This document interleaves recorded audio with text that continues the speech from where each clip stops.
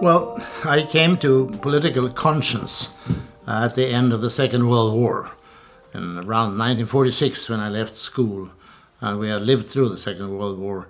And what was more natural then for a young man than to think, how could the world avoid having such a horrible thing happening again, a war?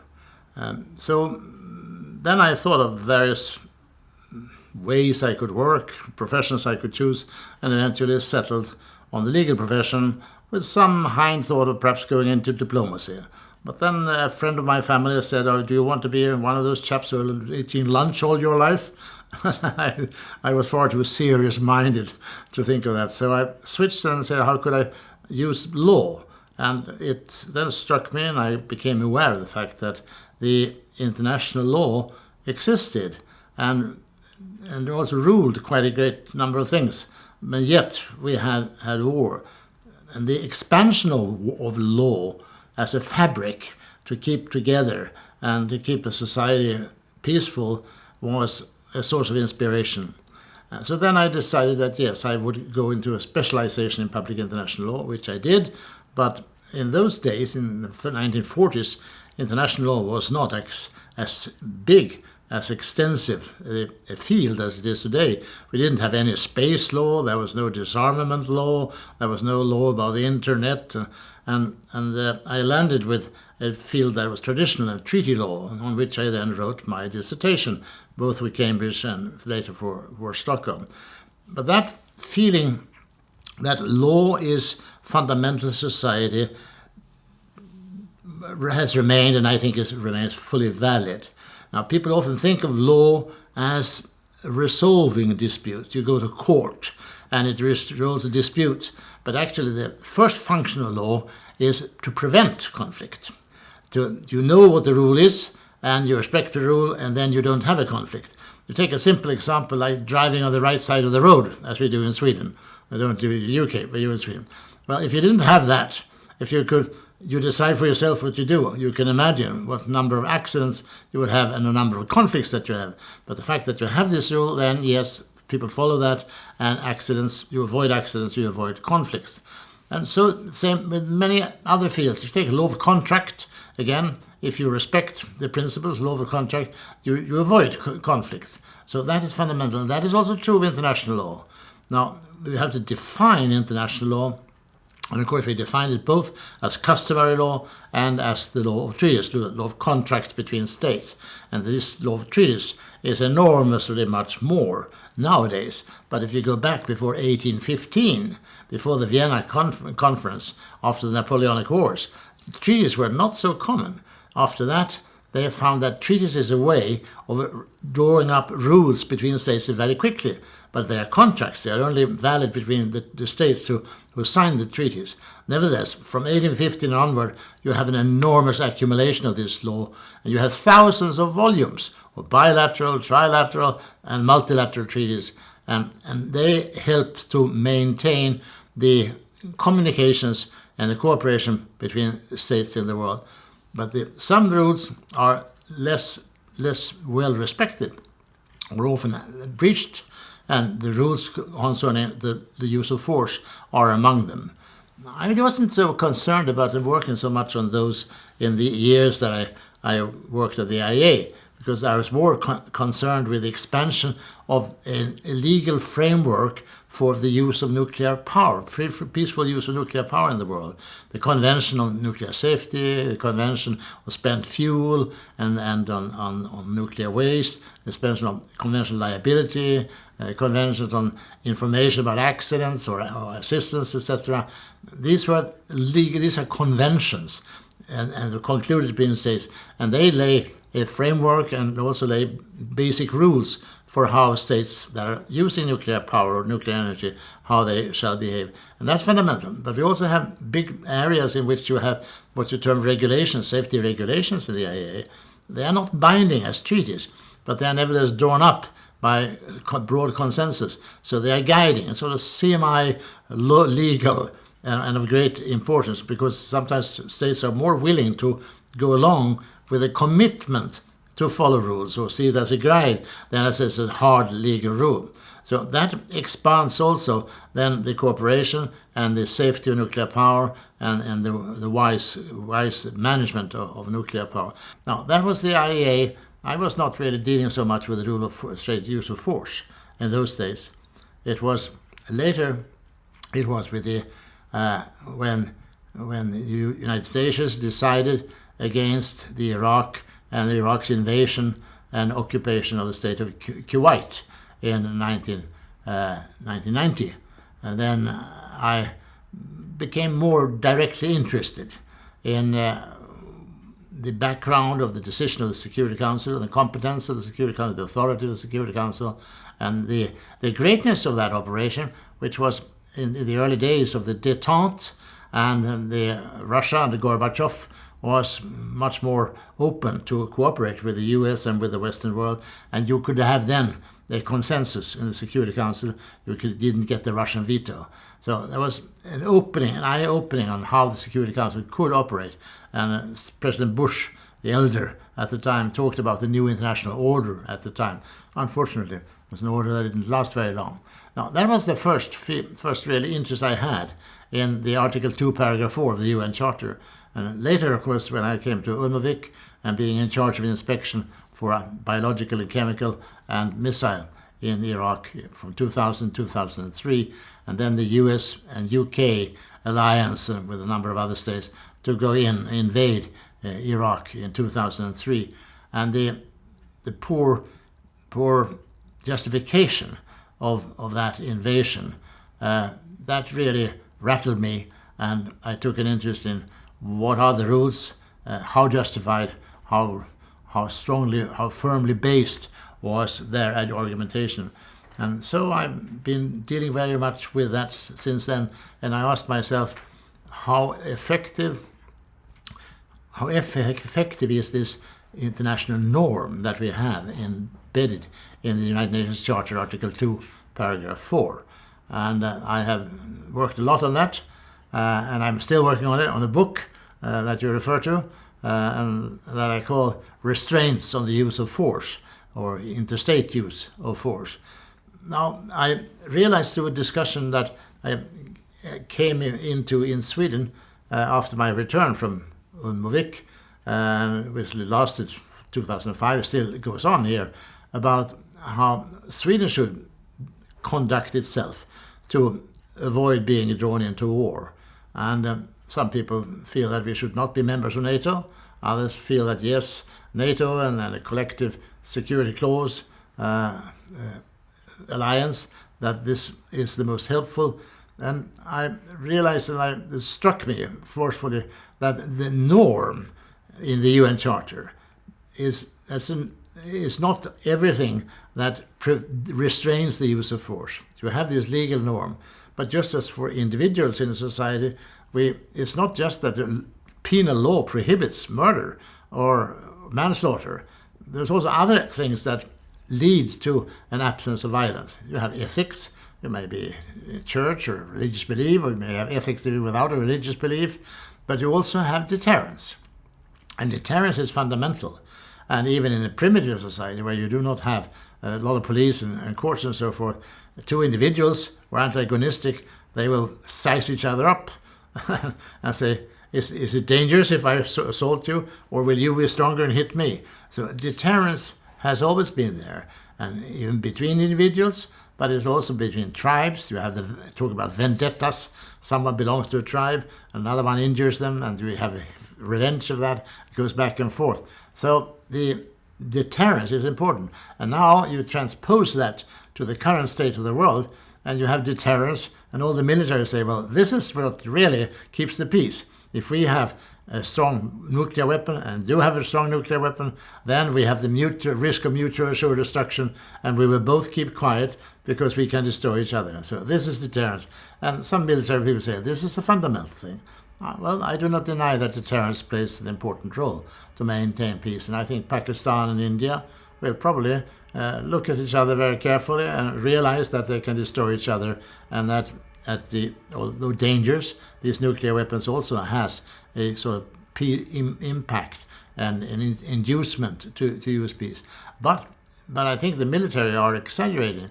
It is not just the fact that they can destroy each other, but the norms also play a great role.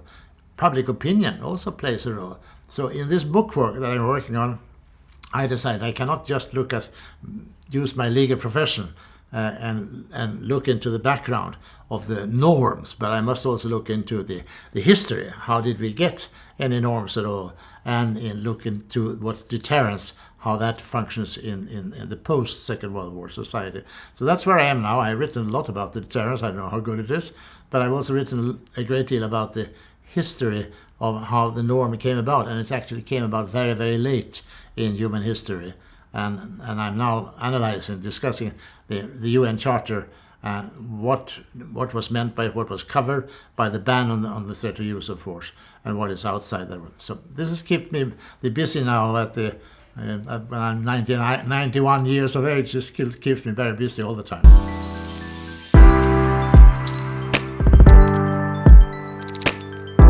Well, I have wanted to go very far back. I really wanted to go back to the food gathering societies, primitive human communities of hunting and food gathering.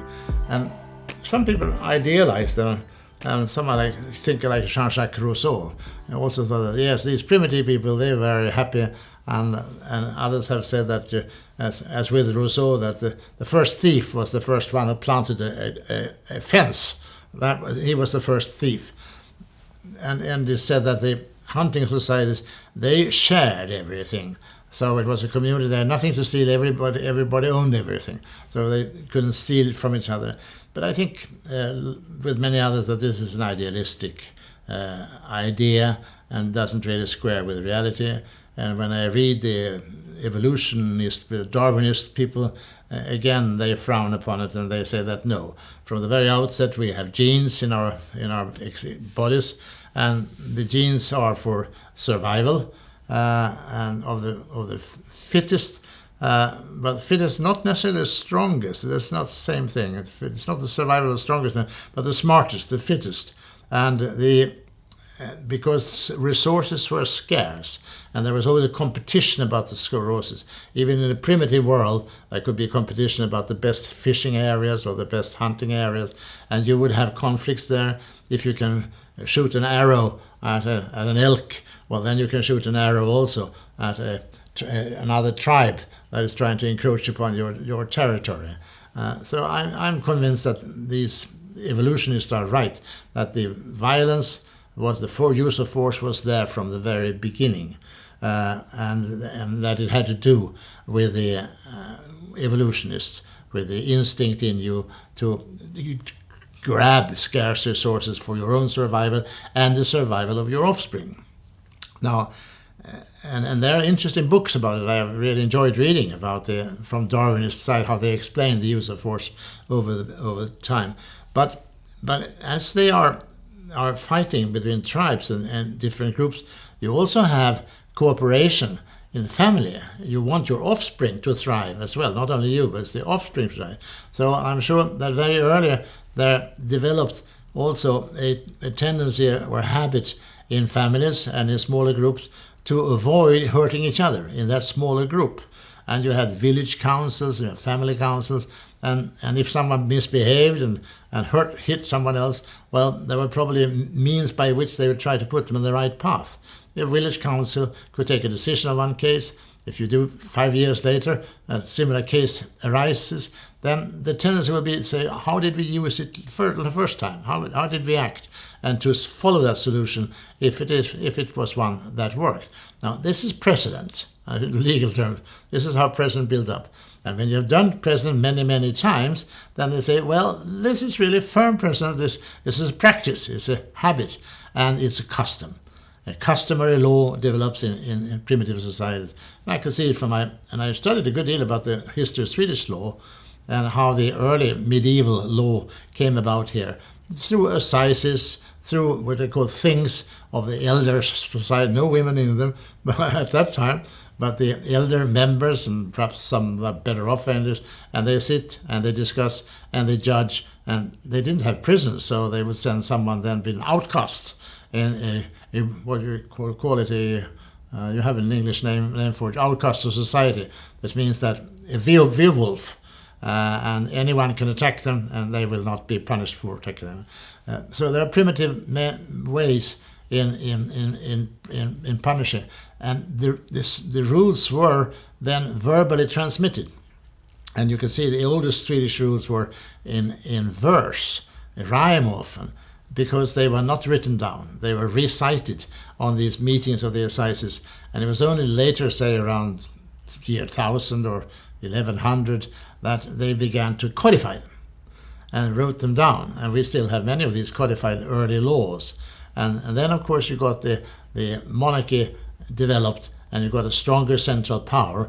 And the central power then added and revised the written laws. And much later on, you get also popular assemblies, parliaments, and later still you get democracy. A selection of parliaments become there. And with parliament, with democracy and a general suffrage, well, then you get also a greater support for the law, because it's carried and supported by all those who have voted, and it makes it easier to have the law respected if it has a support of the citizenship from the beginning. So the development of the modern legal system is a very, very long story. Now, I begin to look at these food gatherers, and I see how law develops in the national society. But then how does it develop between societies? Now, between tribes, you saw very little rules. In you read the Bible, it says again, smite the enemy. And it's a very bloody story between tribes. Doesn't seem to be any rules at all. I don't see any traces of rules. The norms came much later. The earliest that you see are not really for between states. They are St. Augustine in the 5th century. And Christianity was becoming strong in the Roman Empire, and he then came out with his doctrine of just and unjust war. And he enumerated a number of rules, which wars are just and can be pursued, and which cannot be pursued. And he comes back to righteous causes, that I should have been injured, and you respond to an injury by a war. But also such practical things that in those days, that when the early Christians were pacifists, they could not do military service. But he, who was a Christian, said that yes, the Roman Christians can do military service if it is in a just war. So thereby he opened the warmongering also to the Christians, provided that was a just cause. And if the God had ordered you to go to the war, well, then it was just. But another interesting feature was that he also did not recognize the right of just anybody to go to war. And in the Roman time, they had lots of barons with small areas that they controlled, and with a number of people in their service, and they were constantly fighting with each other to a lot of economic detriment. So St. Augustine required that they should be of a certain size in order to have the right to go to war. If you did not have that, well, then you were a brigand, and then you were under normal penal law. But if you were sufficiently large, a big prince with a big area, well, then you could conduct a war, and you would not be punished for killing. The laws of war take over, and you are then exonerated from the national criminal law. Now, this was St. Augustine in the 5th century, and I do not see that the secular rulers of countries outside the Roman Empire, that they really cared very much about that. And you come out to the, say, 16th century, and or begin to read something like Machiavelli. Now, he didn't care at all about just and unjust war. He says that the prince, what he decides is right. And then you read Hobbes, and Hobbes has tremendous influence, and I think rightly so. Hobbes says that no, you need something called Leviathan, a big power, and that's a king, a ruler, and the ruler will be issuing his the laws, the rules that you are to follow. And he will also, with all his power, he will enforce the rules. And men are basically evil and they are unruly, but the ruler of the country, he keeps control. And another feature is that he will say that now if you attack somebody, and it's not, the conflict is not between you and the attacked person, but the conflict is that those who attack somebody, they attack the state, the ruler. It's he who is offended. Now, the idea behind that is to prevent a vendetta, because if you are to deter directly, well, then you strike back, and then you have a long vendetta going. But for the point of view of the country, it is better than that the ruler says that, no, it is me, the ruler, that you offend, and I take you to court, and I judge you, and I fine you, or I put you in jail, and thereby I stop this endless chain of violence. So he was not inclined to think that any rules really were rules unless there was also an enforcement of them. And he would not have thought very much of international law, and he didn't think very much of international law because they were not enforced. There was no enforcement. There is no international leviathan that controls it. And many people still are skeptical about international law. Will say, well, this is just hogwash because there is no one that enforces it. But in fact, we find that so many things, so many rules, the majority of rules are really respected, even without the leviathan. Just as we respect national laws, even though we do not think that we will be punished. That's not the reason why we don't kill each other. There are many other reasons why we don't kill each other. Now, this is how it began. 15th, 16th century, you did not really have any rules, any norms against the use of force. But there were other rules. Customs arose earlier, also in relations between nations, independent units. And the earliest we assume is the rule about diplomatic envoys, the immunity of the envoy. It might have been broken many times, but nevertheless, at a very, very early time, there must have been a custom arising that for an envoy being sent to discuss a peace, yes, he's immune. So, but others that came early was presumably that agreements should be respected. Pacta sunt servanda. That agreements, you make an agreement and you assume then that, yes, this is the rule that says that you must respect it. And frequently they had ceremonies that made it very solemn. You swear on the Bible or you swear on something else. So the pacta sunt servanda must also have been a very early customary rule. But you can think of some others like the territorial waters. Well, again, that probably was a rule that came up. The 3-mile line, territorial water line, was something that grew very early. But there was a limited number. The international law, customary law, was a limited number. And as states, as the density of the world population increased and the communications increased, there were more things to regulate. And and that happens later. At the time of the Vienna Conference of 1815. Even before that, however, you can see some tendencies to by which independent states, independent units, try to work together to avoid use of force, and that was cooperation between big powers.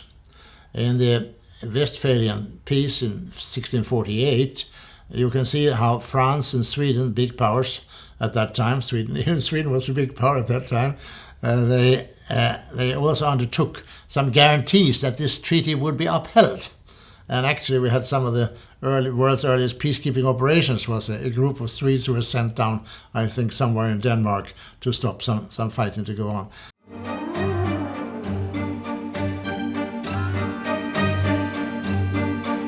But what I get important is that you begin to see that the great powers of the day, of any time, that they felt that we have a particular responsibility to make sure that the agreement, the treaty that we have made, that will stick.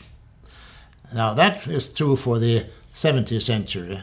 And then came the Napoleonic Wars, and then came the Vienna Conference of 1815.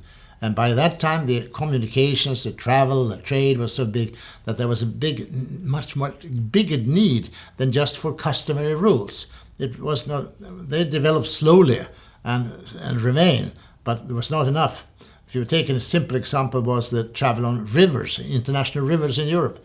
That was one of the first things that was regulated by treaty, and that happened through at the Vienna Conference of 1815. But there are a number of other here, and then you can see how there was an explosion of agreements, bilateral and also multilateral in the 19th century.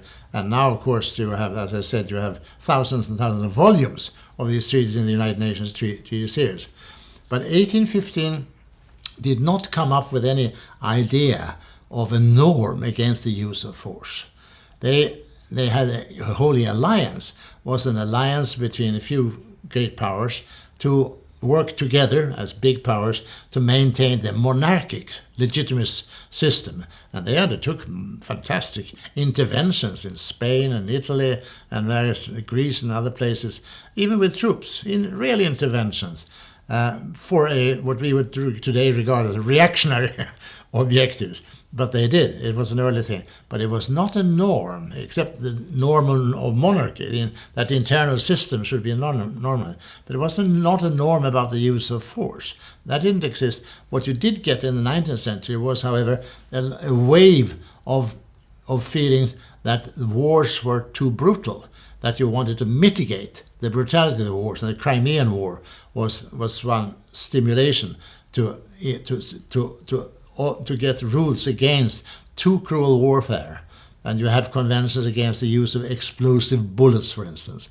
And the idea emerged that at least you can prevent actions that are not militarily necessary. You talk about unnecessary suffering. Unnecessary suffering. Now, what is that? Well, that is suffering that is not really strictly needed militarily. It was enough to strike a man out of action. You didn't need to increase his suffering. You didn't need to have an explosive bullet that exploded in his body. That was not necessary. So do away with military means that really are not necessary for the military purpose of conquering, of winning the war. That was the notion, and it was a good notion, but it was, of course, marginal. Wars were cruel, even if you did away with some of the things. They still remained very, very cruel. But it was a step forward. And if you get to the end of the 19th century and the Hague Conventions of 1899 and later 1907, well, there you have the very extensive rules about about mitigation of the terrors of war, against the use of poisoning of wells and so forth, or the treatment of prisoners of war was also. There's no reason to kill prisoners of war, as was practiced in long past time. But you can treat them well. It doesn't make any difference for the outcome of the war if you treat them well. So why should you treat them well? These were humanitarian progress. But the efforts at the end of the 19th century to get any agreement on disarmament, no, that failed altogether. They tried in 1907 also, and it failed. And then you have the First World War. And the First World War, I think, was really I shouldn't say eye-opener, because they knew that war was cruel, but it was brought home, I think, much more broadly how terrible the trench war was in Europe. And it was perhaps thanks to communications, to the printing, to the journalism, etc. It was brought home to much larger groups how horrible it was. So while war for centuries was something glorious, and you played the music and you marched proudly, and those who died were martyrs, etc., with this First World War, that glorious aspect of it disappeared, and war was just gruesome and something you must go against. And I think that President Wilson of the U.S. was really a trailblazer. I mean, his idea of how to avoid war in the future and how to set up a mechanism for it, not just an agreement that great powers would cooperate, but to create an organization, the League of Nations, as he did, was a very great step forward. But the difference between the notions then in 1919, 1918, and after the UN were very great. The the 19th century, and also at the time when the League of Nations was created, there was a great deal of emphasis on two different factors. One was arbitration. That's to say, refer a conflict to a group of impartial judges and they will solve the problem. And they was inspired by the Alabama claims, and the United States was great in promoting arbitration and had a great deal of successes too. Though it didn't, I don't think they really prevented any war. I'm not sure about that, but I don't think so. But arbitration was seen as a means by which conflicts between states could be solved. And they set up then the International Court of Justice, which was a permanent institution. Until then you had a permanent court, which was not a really permanent one. But with the League of Nations you had International Court of Justice, the PCIJ, as it was called at that time. And they looked upon this judicial means of solving conflicts as a fundamental.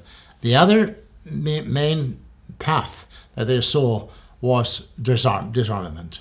And the League of Nations devoted enormous effort to reduce the armaments. And they nearly succeeded, but in the end they failed. And the third line, which is more dominant in the UN, but not quite so dominant in the League of Nations, was then through settlement of disputes through the League of Nations and the Council of the League of Nations, and sort of rudimentary rules about non-use of force, not really developed rules, but yes, it was prohibited to use the use of force, but it was not. There was no mechanism to decide who was the one who was guilty, and there was no duty to take no collective duty in how would you encounter it.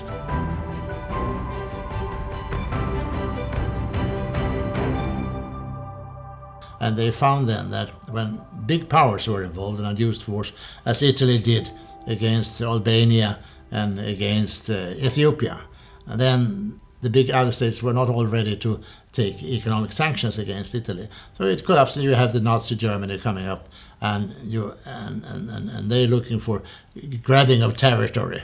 Still, Japanese were the same way in the 30s in China, grabbing territory. Italy and Nazi Germany were looking for what they call Lebensraum, grabbing, use force and grab territory. There was still the old philosophy that owning territory was something important. Now, when you turn over then to the United Nations, 1945, you have the UN's charter learned a great deal from the League of Nations. People forget about the League of Nations nowadays, but so many things are really modeled or inspired by the League of Nations in the structure of it. And they introduced also many innovations which on the basis of the shortcomings that they've seen in the League of Nations. And one thing was that the Security Council has the right to determine a threat against international peace and security, and they have the right to indicate who was the aggressor, and they have the right to take decisions that we now enforce. We order them, we condemn it, and we can intervene with economic sanctions or with military means.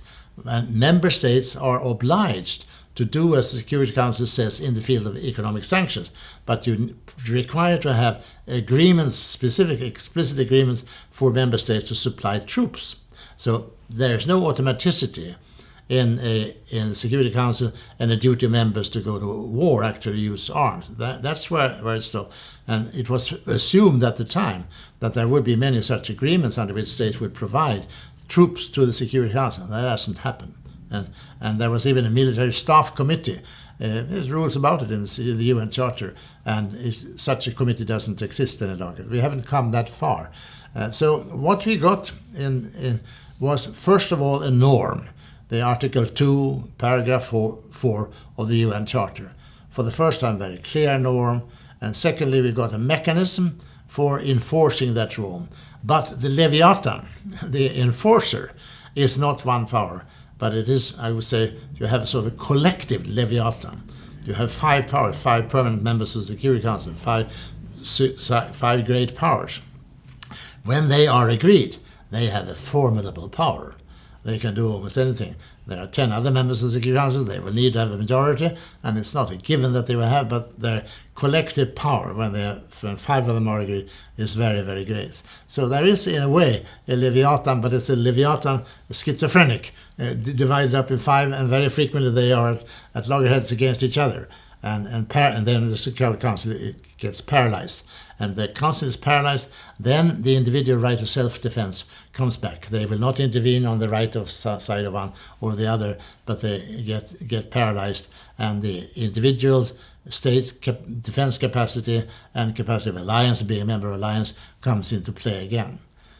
Now, yet this system is, as we know, is imperfect, and many people look with some contempt upon the UN Charter. I think we must see it as a stage in the development of the human civilization. And I'm confident that in the long run, how long I don't know, we will also get to a more efficient system, a more effective system.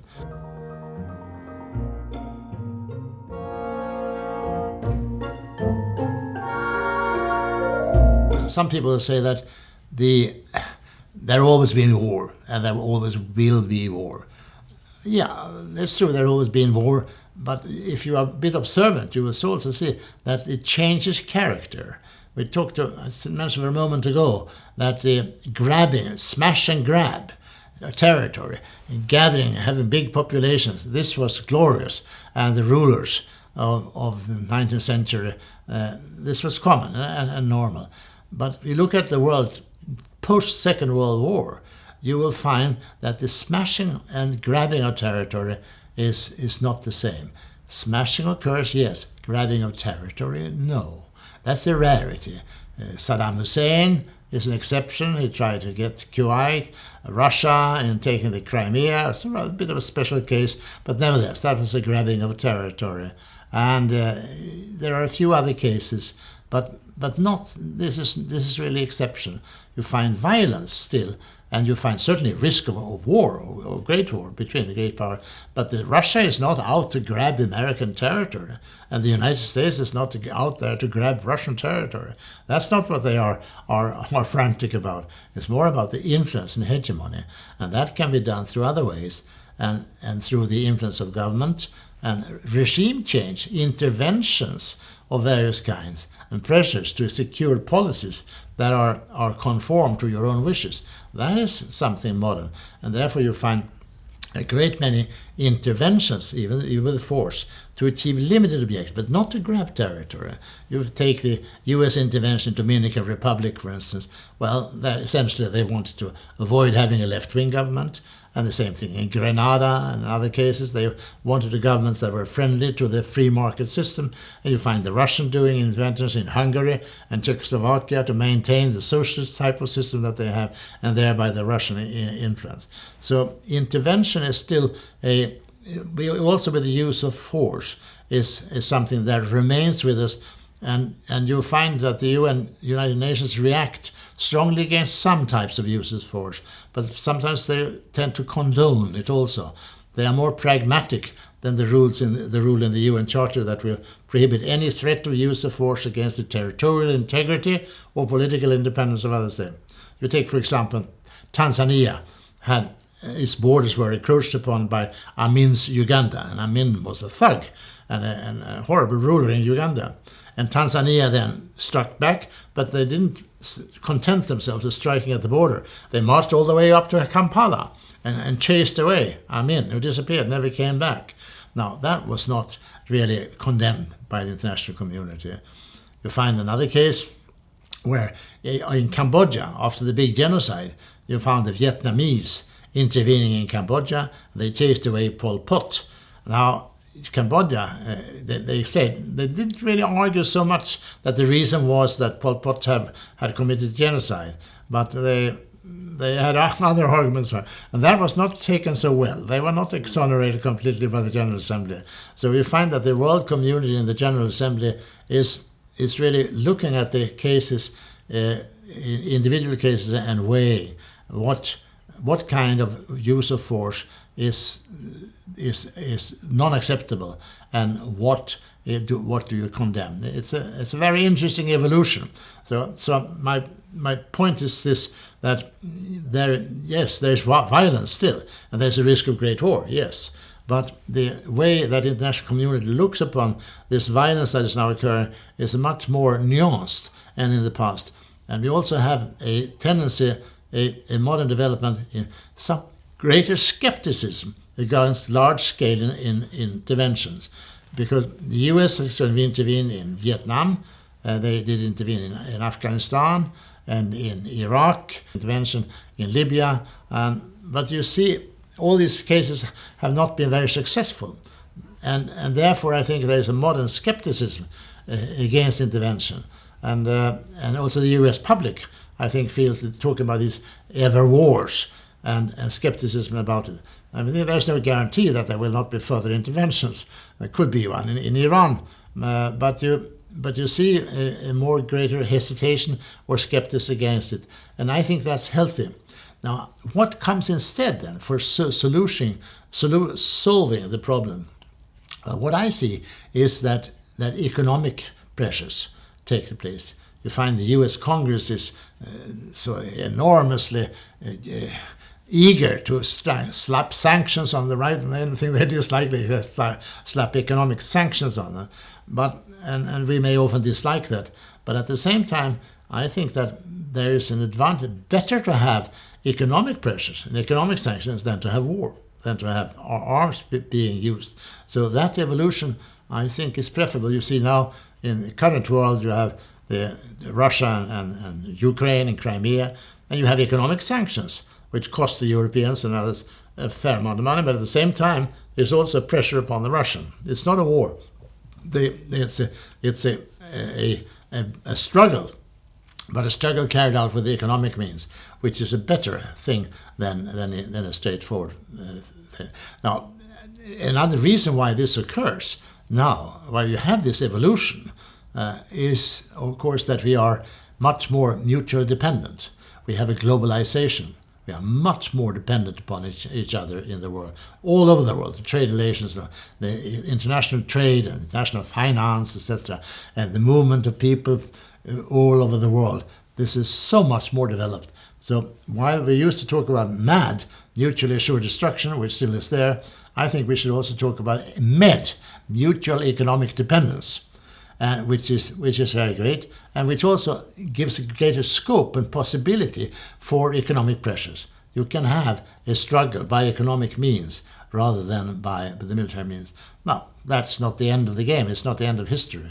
You will still need to have more other ways of solving disputes than these economic pressures.